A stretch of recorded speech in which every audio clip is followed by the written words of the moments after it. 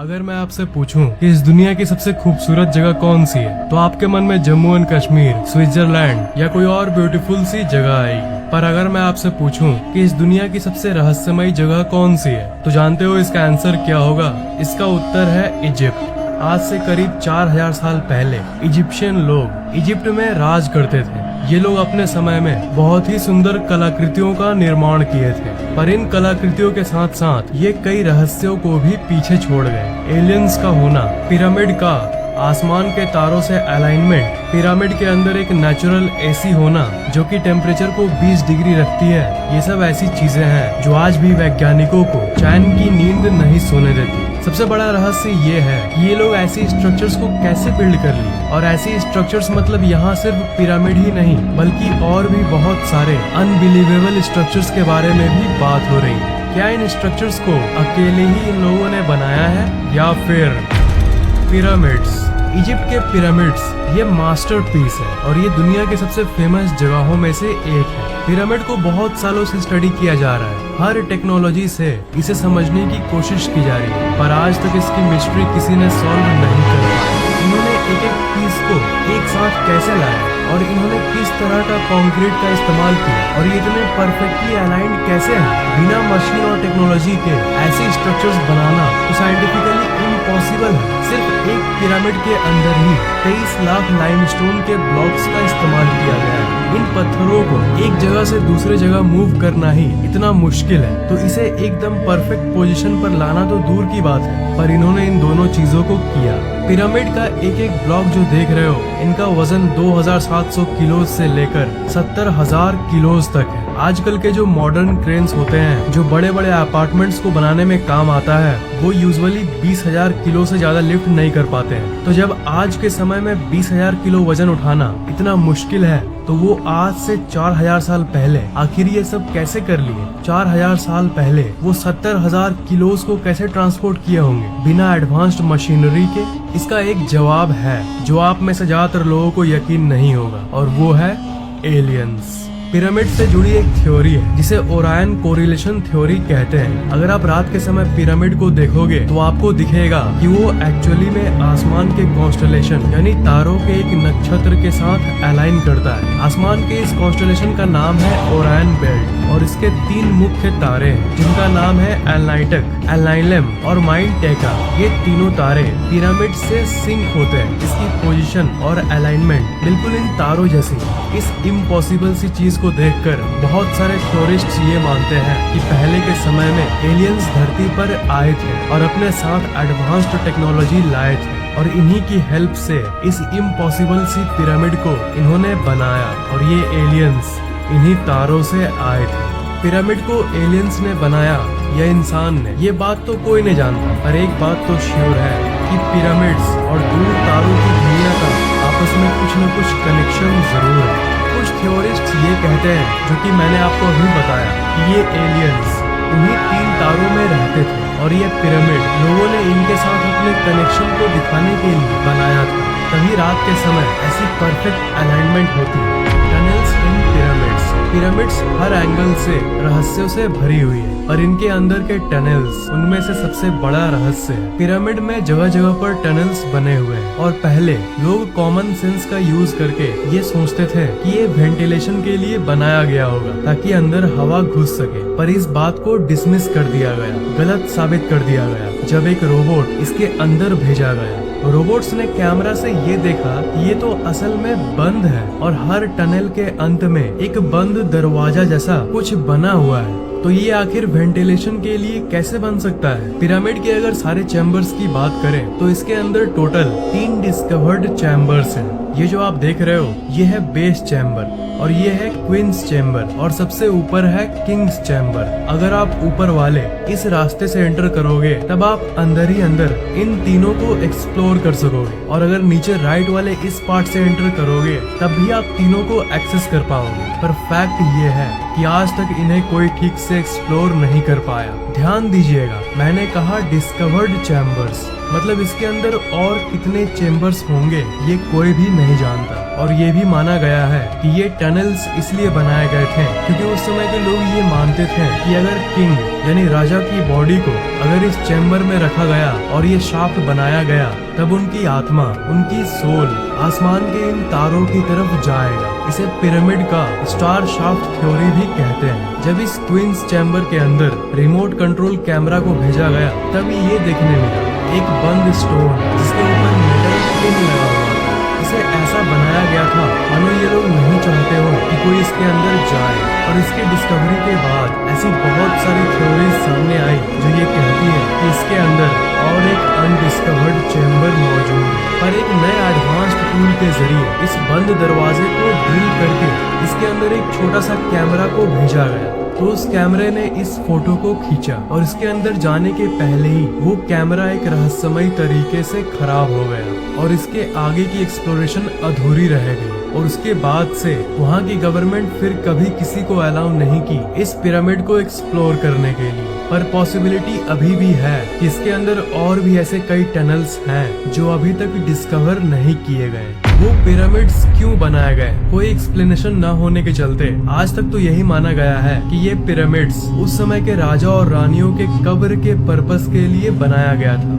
वो राजा रानियों का कब्र था। मम्मी के बारे में तो कभी न कभी आपने जरूर सुना होगा। तो जो लोग राजा रानी के कब्र वाली बात को मानते हैं वो लोग ये कहते हैं कि उस समय के राजा रानियों के शरीर को ममीफिकेशन के प्रोसेस के जरिए बॉडी को मम्मी बनाकर उसे कब्र में रखा जाता था। मरे हुए बॉडी को लाइनेन नाम के एक फैब्रिक में बांधकर कब्र में रख दिया जाता था। पर अजीब बात यह है कि अगर आप पूछो कि आज तक कितने बॉडीज, कितने मम्मी पिरामिड में मिले हैं तो इसका आंसर है 0। जी हाँ, आज तक एक भी मम्मी पिरामिड में नहीं मिला। पिरामिड को अभी तक पूरी तरह से एक्सप्लोर नहीं किया गया है, पर जितना एक्सप्लोर हो चुका है उसकी बात करें तो सारे टॉम्ब बिल्कुल खाली थे और उसके ऊपर कोई टेक्स्ट भी नहीं लिखा हुआ था जो कि जनरली उस समय के बाकी जगह पर टॉम्ब्स पर लिखा जाता था। क्वींस चैम्बर में न क्वीन का मम्मी पाया गया और किंग्स चैम्बर में न किंग का मम्मी पाया गया। तो इस सब को देखकर थ्योरिस्ट्स ये कंक्लूजन निकालते हैं कि पिरामिड शायद इसके लिए नहीं बनाया गया था।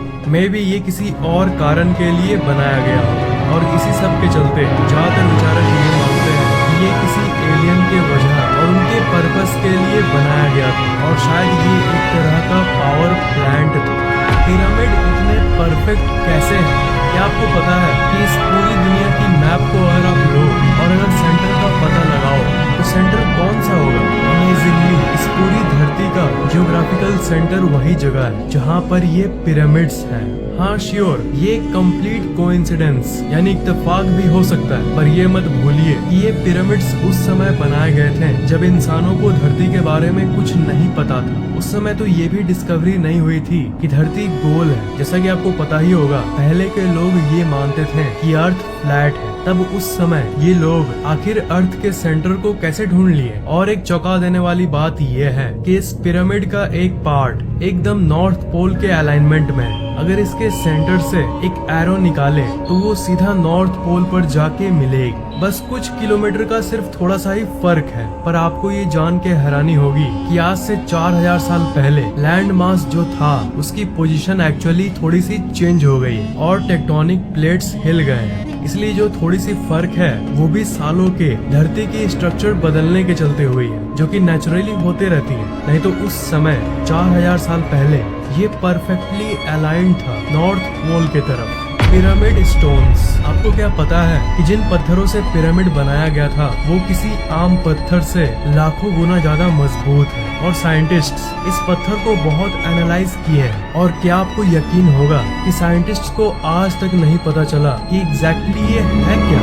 ये लाइमस्टोन की तरह है पर लाइमस्टोन है नहीं। साइंटिस्ट्स ऐसे पत्थर धरती पर और कहीं भी नहीं पाए। पिरामिड कंस्ट्रक्शन टेक्नोलॉजी, पिरामिड की कंस्ट्रक्शन की और सबसे अजीब बात यह है कि इन्हें बनाते समय ball and socket construction type का इस्तेमाल किया गया था। बॉल एंड सॉकेट एक ऐसा मेथड है जो कि हीट एक्सपेंशन झेल सकता है, यानी गर्मी के चलते जब पत्थर थोड़ा बड़ा हो जाता है उसे भी ये झेल लेता है। और ये ball and socket construction type actually में अर्थक्वेक यानी भूकंप को भी झेल सकता है। सोचिए, शॉक प्रूफ टेक्नोलॉजी, वो भी 4000 साल पहले। Natural air condition conditioner inside pyramid. Egyptian desert जो है, जो कि पिरामिड के करीब है, वो बहुत ही ज्यादा गर्म इलाका है और गर्म हवाएं वहाँ चलती रहती है। पर इन सब के बावजूद भी उस समय पिरामिड को ऐसे बनाया गया था, एक ऐसे रहस्यमय तरीके से बनाया गया था कि चाहे बाहर की टेम्परेचर कितनी भी हो, पिरामिड के अंदर की टेम्परेचर कॉन्स्टेंटली 20 डिग्री सेल्सियस रहती है, जो कि धरती के सबसे कंफर्टेबल और average temperature.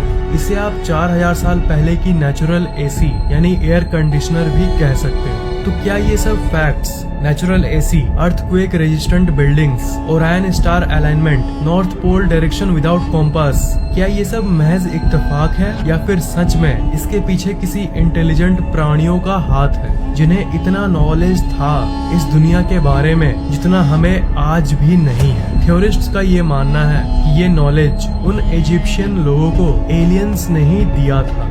Alien drawings in Egypt. Egypt में जितने भी घूमने वाली जगहें हैं, उन सब में आपको ऐसे ऐसे ड्राइंग्स मिलेंगे। इस ड्राइंग के अंदर आपको कुछ दिख रहा है? जी हाँ, ऐसा लग रहा है कि ये कोई एरोप्लेन का ड्राइंग है। और कई जगहों पर तो लिटरली ऐसे ऐसे कार्विंग्स बने हुए हैं, जिसमें आपको ऐसे क्रीचर्स देखने को मिलते हैं जिनकी बड़ी आंखें हैं, बड़े सर हैं और हाइट छोटी है, बिल्कुल एक मॉडर्न एलियन डिपिक्शन की तरह। इस कार्विंग को देखो, इसे देखकर आपको किसी की याद आती है? ये एक्चुअली एक मॉडर्न एलियन स्पेसशिप की डिपिक्शन है। इसलिए कुछ लोग ये भी मानते हैं कि इन पिरामिड्स को सोलली अकेले ही एलियंस ने ही बनाया था और इसमें इंसान का कोई हाथ नहीं था। ये थ्योरी कितनी सच है, इसका अंदाजा तो एक्यूरेटली कोई नहीं लगा सकता। पिरामिड और तारों का जो सिंक की बात की हमने, उसको और गहराई से देखें तो ये पता चलता है कि बिना एरियल व्यू के, यानी बिना ऊपर से देखे, ऐसी परफेक्टली अलाइंड स्ट्रक्चर्स नहीं बनाया जा सकता। सिर्फ ऊपर से एरियल व्यू की हेल्प से इसकी पोजीशन को कंसीडर किया जा सकता था। और 4000 साल पहले तो ड्रोन और हेलीकॉप्टर्स भी नहीं थे, तो आखिर ये जमीन पर बैठकर ही अलाइन कैसे कर लिए? सिर्फ दूसरे प्लैनेट्स के प्राणी ही ये सब कर सकते थे। सिर्फ एलियंस ही एरियल व्यू पता कर सकते थे ऊपर से अपने स्पेसशिप की हेल्प से। Amazing sun alignment of pyramids. हर साल 21 जून को समर सोल्स्टिस होता है, यानी सबसे बड़ा दिन और सबसे छोटा रात वाला डे। इस दिन अगर आप शाम को ग्रेट पिरामिड को व्यू करोगे तो वो कुछ ऐसा दिखेगा। पिरामिड के ठीक सेंटर में उस शेर के ठीक ऊपर से ऐसा सूरज का व्यू। तो ये सब को मद्देनजर रखते हुए, इतनी कैलकुलेशंस करते हुए, आखिर वो लोग कैसे जानते थे? एक चीज इत्तेफाक हो सकता है, पर ये स्ट्रक्चर्स इतनी सारी इत्तेफाक अपने अंदर रखती है कि इसे हम इत्तेफाक नहीं कह सकते। ये श्योरली बनी बनाई योजना थी। तो इसलिए ज्यादातर थ्योरीज ये कहती है कि उस समय दूसरे दुनिया के एलियंस ही इतने कॉम्प्लेक्स कैलकुलेशंस कर सकते थे। उनके पास ऐसी नॉलेज और ऐसी टूल्स थी जो आज के आधुनिक साइंस के पास भी नहीं है। डैंडेरा लाइट। इजिप्ट में एक डैंडेरा नाम की जगह है, वहाँ पर एक टेम्पल यानी मंदिर है जिसका नाम है डैंडेरा लाइट कॉम्प्लेक्स। इजिप्ट में रहने वाले लोगों ने इस टेम्पल को अपने एक भगवान के लिए बनाया था जिनका नाम था हैथोर, और ये मंदिर इजिप्ट के सबसे रहस्यमय मंदिरों में से एक है। इस मंदिर के मैप को देखो, यहाँ पर आप एंट्रेंस को देख सकते हो। तो इस मंदिर का आधा पार्ट पहले सैंड से ढका हुआ था, पर 1850 के आसपास इस कॉम्प्लेक्स को पूरी तरह से साफ कर दिया गया और उसके अंदर से बहुत सारे